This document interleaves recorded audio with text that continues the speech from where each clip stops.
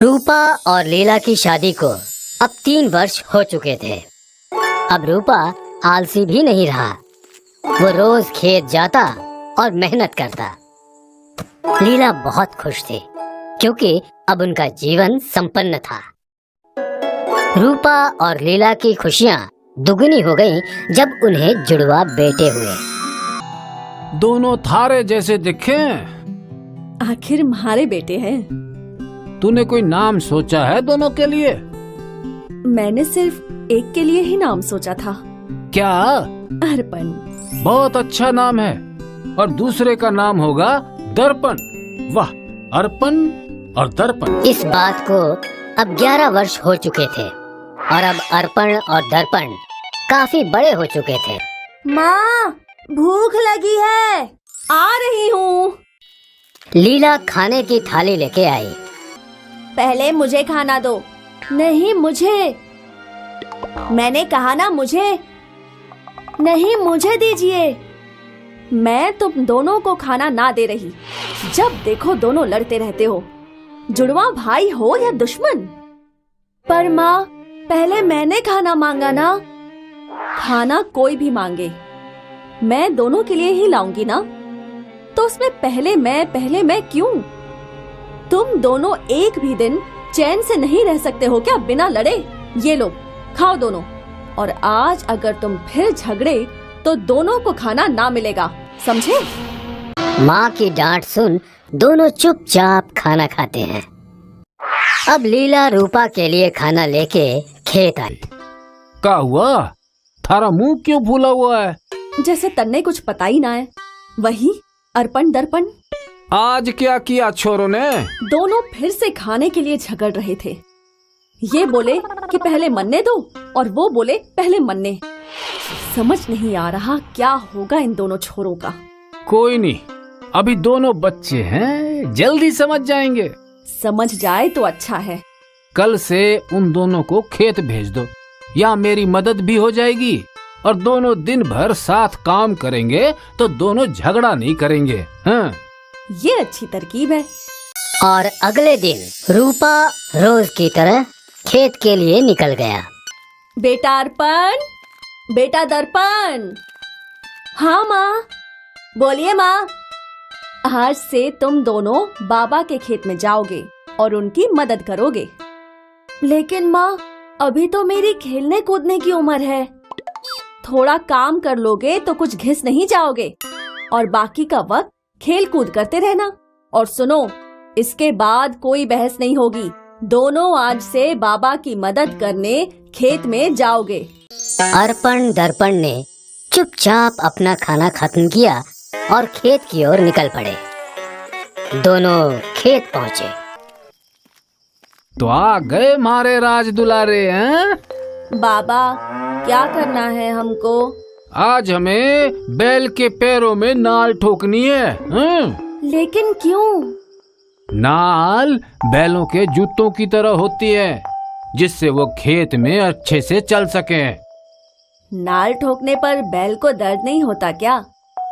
होता है, बहुत दर्द होता है। और बैल दर्द के मारे लात भी मारता है। अरे बाप रे! मैं अकेले ये नहीं कर पाऊंगा, इसलिए मैंने तुम दोनों को यहाँ बुलाया है। बाबा, हमने कभी बैल को नहीं पकड़ा है। इतना डरो मत, आसान है। पहले हम पुरानी नाल निकालेंगे। अर्पण, तुम बैल के सींग पकड़ो और दर्पण, तुम पैर पकड़ो। दोनों भाई बैल को पकड़े हुए थे और रूपा ने पकड़ से पुरानी नाल खींची। बैल थोड़ा छटपटाया पर फिर वो शांत हो गया। देखा, आसान था ना? हाँ। अब क्या करें बाबा? अब हम नई नाल लगाएंगे, तो तुम दोनों बैल के सींग पकड़ो। इस बार वो ज्यादा छटपटाएगा। दर्पण उठकर सिंह के पास चला गया। अब ध्यान से मजबूती से पकड़ो दोनों। हाँ? रूपा ने नई नाल ली और एक हथौड़ा लिया। उसने नाल लगाना शुरू किया और बैल छटपटाया। दर्पण, मजबूती से पकड़। मैंने पकड़ा है, तू अपना देख। हाँ, कितनी मजबूती से पकड़ा है तूने, वो तो दिख रहा है मुझे। अच्छा, तो आकर खुद ही पकड़ ले। हाँ, मैं अकेला बैल पकड़ सकता हूँ। दोनों ने फिर से लड़ना शुरू कर दिया और इस चक्कर में बैल जोर से छटपटाया और उसने रूपा को लात मारी। अरे रे रे रे, मर गया रे, हाय ओ। बाबा बाबा, तुम दोनों की लड़ाई में चोट मुझे लगी।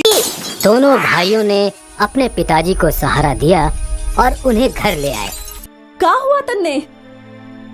बैल ने लात मार दी। लात मारी? पर क्यों? नाल बदल रहा था तो ये दोनों ने सींग पकड़ी हुई थी, दोनों लड़ने लगे। मेरा ध्यान भटका और बैल जोर से छटपटाया और उसकी लात मुझे लग गई। ये दोनों कुछ अच्छा ना कर सके हैं। पहली बार खेत गए और तुम्हें बैल से लात पड़वा दी। आज तो मैं इन दोनों की अच्छी खबर लूंगी। लीला ने पास रखी हुई एक छड़ी उठाई और दोनों पे बरस पड़ी। माफ कर दो माँ, माफ कर दो।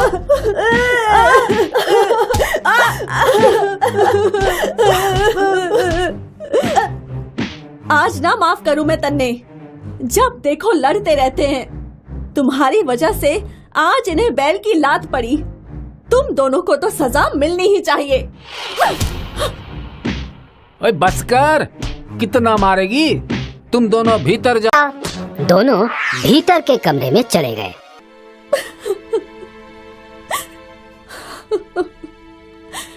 सोचा था अब समझ जाएंगे, अब भी ना समझे। क्या करें हम इनका? रो कह रही है पगली?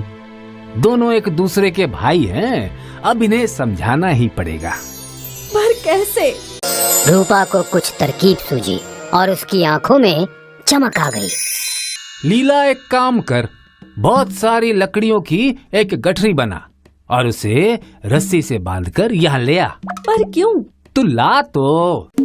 लीला घर के बाहर गई और कुछ ही देर में एक लकड़ी की गठरी के साथ वापस लौटी। ये लो तुम्हारी लकड़ियों की गठरी।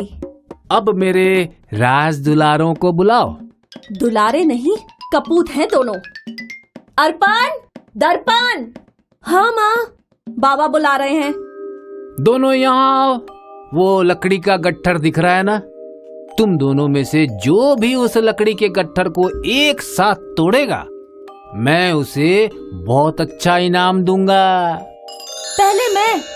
नहीं, पहले मैं। लीला ने दोनों को घूर के देखा और दोनों शांत हो गए। दर्पण खुश हुआ और उसने वो गट्ठर उठाई। उसने अपनी पूरी ताकत लगाई पर कुछ नहीं हुआ। फिर उसने पैरों का भी इस्तेमाल किया, फिर भी नहीं टूटा।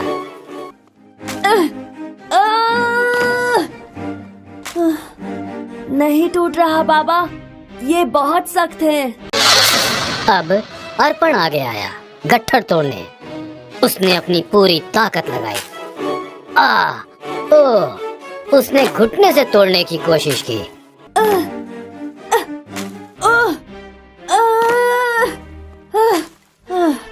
क्या हुआ? किसी से भी नहीं टूटा? चलो एक काम करो, उस गट्ठर की रस्सी खोलो और दोनों एक एक लकड़ी उठाओ। अब इसे तोड़ो। दोनों ने बड़ी आसानी से वो लकड़ी तोड़ दी और दोनों खुश हुए। देखा, एक लकड़ी तुमने कितनी आसानी से तोड़ दी और गट्ठर तुम दोनों भी ना तोड़ पाए। तुम दोनों भी इन लकड़ियों की तरह हो।